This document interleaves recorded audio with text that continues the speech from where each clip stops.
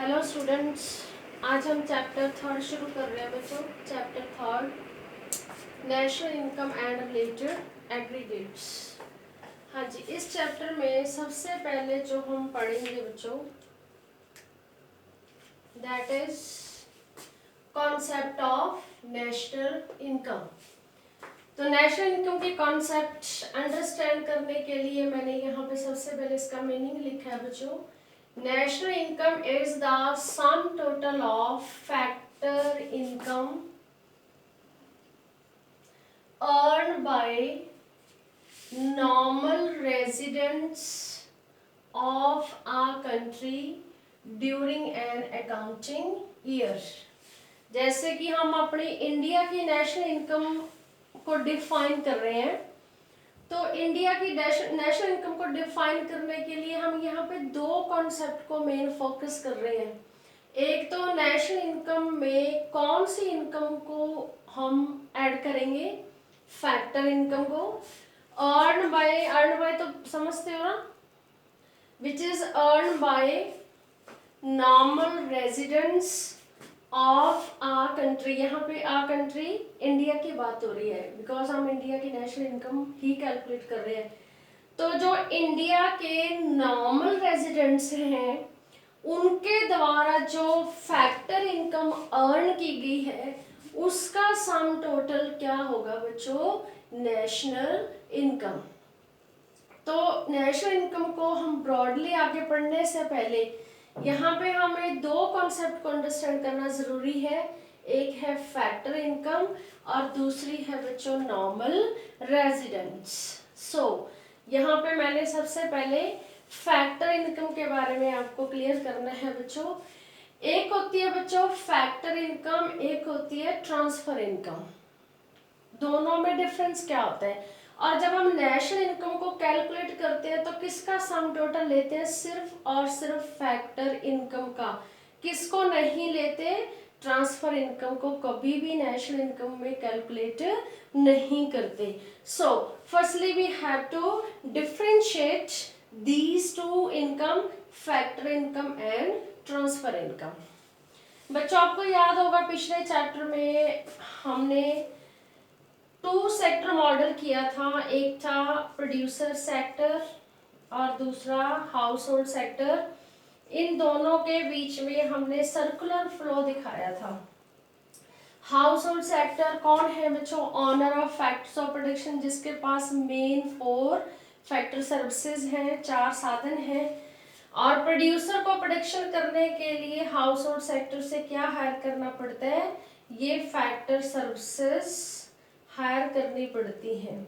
फिर प्रोड्यूसर इनको इनके बदले में इनकी पेमेंट करता है, मींस वो हाउस होल्ड सेक्टर के लिए क्या होगी बच्चों, फैक्टर इनकम। फॉर एग्जाम्पल आपको याद होगा 4 फैक्टर्स बताए थे। एक है जैसे लेबर, दूसरा लैंड या बिल्डिंग, तीसरा कैपिटल और चौथा एंटरप्रेन्योर। ये 4 क्या है बच्चों, फैक्टर्स ऑफ प्रोडक्शन है, फैक्टर सर्विसेज है जो प्रोड्यूसर की हेल्प करते हैं प्रोडक्शन करने में। और इनको प्रोड्यूसर किससे लेता है, हाउस होल्ड सेक्टर से, because house hold sector is the owner of these 4 factor services. हाँ जी, लेबर हायर की, तो लेबर ने अपनी फैक्टर सर्विसेज रेंडर की टू द प्रोड्यूसर। उसके बदले में लेबर को वेजेस या सैलरी मिलेगी। और वेजेस एंड सैलरी को हम क्या बोलते हैं बच्चों, कॉम्पनसेशन ऑफ एम्प्लॉयज, जिसको मैंने शॉर्ट में क्या लिखा है, COE, राइट। दूसरा साधन कौन सा है बच्चों, लैंड या बिल्डिंग। लैंड और बिल्डिंग को भी किराए पे दिया जाता है। सपोज प्रोड्यूसर ने बिल्डिंग ले ली या फार्मर ने लैंड हायर कर ली, तो उसके बदले में लैंड और बिल्डिंग ने अपनी सर्विसेज रेंडर की टू द प्रोड्यूसर, उसके बदले में क्या मिलेगा बच्चों, रेंट मिलेगा। तीसरा है बच्चों कैपिटल। कैपिटल के बदले में क्या मिलता है, इंटरेस्ट मिलता है। और जो 4th फैक्टर्स ऑफ प्रोडक्शन है दैट इज एंटरप्रेन्योरशिप, जिसको हम एज अ मैनेजर बोलेंगे, उसको क्या मिलेगा बच्चों, प्रॉफिट मिलेगा।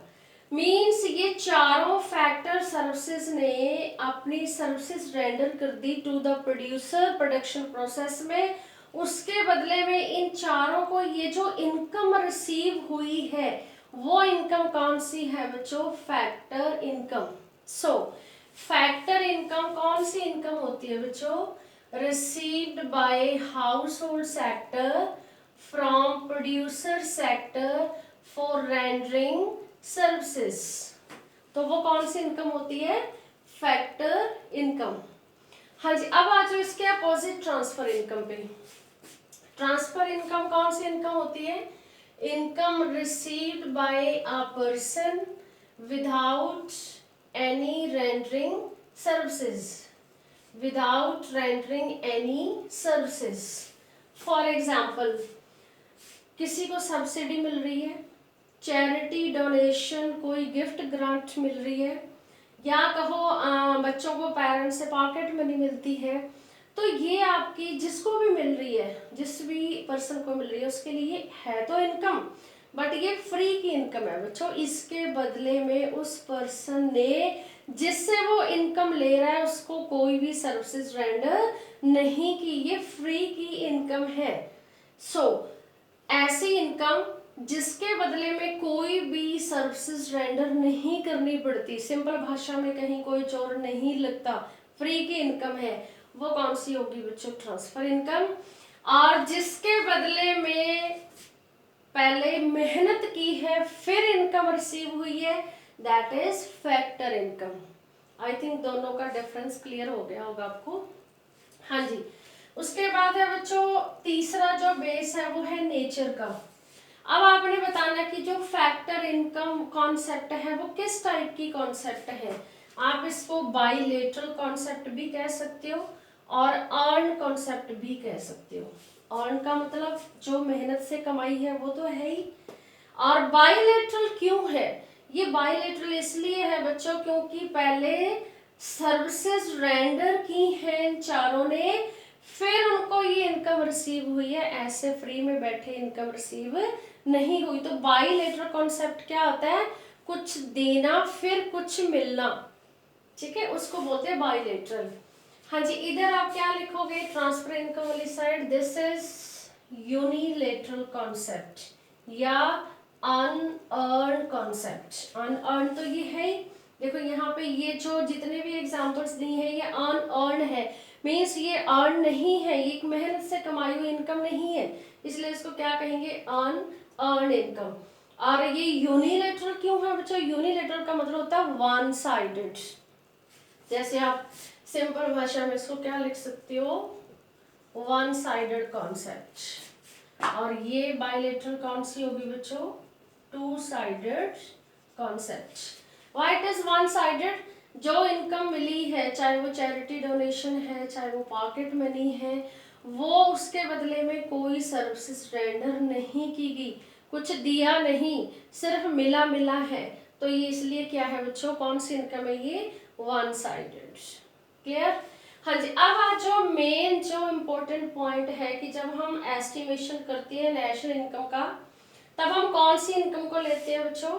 सिर्फ और सिर्फ फैक्टर इनकम को इंक्लूड करते हैं, और किसको इंक्लूड नहीं करते? ट्रांसफर इनकम को।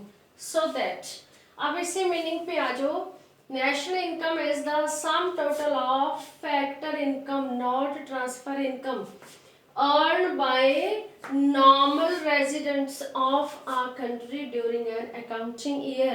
तो नेशनल इनकम को अंडरस्टैंड करने के लिए हमें दो कॉन्सेप्ट क्लियर करनी थी। फैक्टर इनकम कॉन्सेप्ट हमारी क्लियर होगी। अब हमने कौन सी कॉन्सेप्ट क्लियर करनी है बच्चों? Normal resident.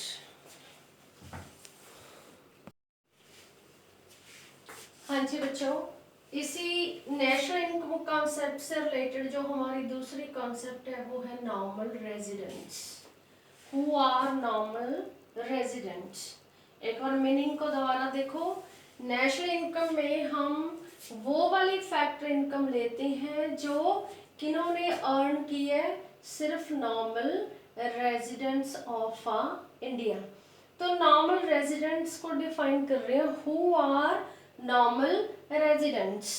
हाँ जी, नॉर्मल रेजिडेंट कौन होता है बच्चों? A person who resides in the country for more than India for 1 year. Means अगर वो इंडियन नहीं है, कोई फॉरेनर है, लेकिन वो 1 साल से या फिर 1 साल से ज्यादा कई सालों से कहाँ लगातार किस कंट्री में रह रहा है, इंडिया में रह रहा है, तो हम उसको क्या बोलेंगे, नॉर्मल रेजिडेंट्स। हाँ जी, दूसरा क्या है, a person whose economic interest in that country, और उसका इकोनॉमिक इंटरेस्ट भी इंडिया में ही होना चाहिए, तो हम उसको क्या कहेंगे बच्चों, normal residents of India. Means वो पर्सन जिसका बर्थ इंडिया में नहीं हुआ बट वो कई सालों से इंडिया में रह रहा है और उसका जो इकोनॉमिक इंटरेस्ट है इंडिया में, उसको भी हम क्या बोलेंगे, normal resident. Who are not normal residents, means हम नॉन रेजिडेंट किसको कहेंगे। जैसे बच्चों यहाँ पे मैंने नॉर्मल रेजिडेंट के डेफिनेशन में बताया कि जो 1 ईयर के लिए या फिर मोर देन 1 ईयर यहाँ पे रह रहा है इंडिया में, बट इसके कुछ एक्सेप्शंस हैं जो आपको ध्यान में रखने होंगे, जिनको हम वो ये सारे जो 3 मैंने एग्जांपल दिए हैं, ये मोर देन 1 ईयर इंडिया में रह भी रहे हैं, लेकिन हम इनको नॉर्मल रेजिडेंट ट्रीट नहीं कर रहे। मीन्स ये कौन है, ये नॉन रेजिडेंट्स है।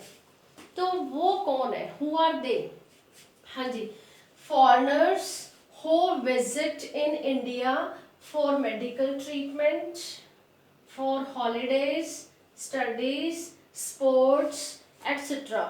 तो इनको हो सकता है 1 साल से ज़्यादा टाइम लग जाए, तो इनको हम नॉर्मल रेजिडेंट नहीं कहेंगे, क्योंकि इनका ना तो यहाँ पे इकोनॉमिक इंटरेस्ट है हमारी इंडियन इकोनॉमी में, ये वापस जाएंगे जब इनका जो भी जिस मकसद से ये आए हैं उसके बाद ये वापस चले जाएंगे।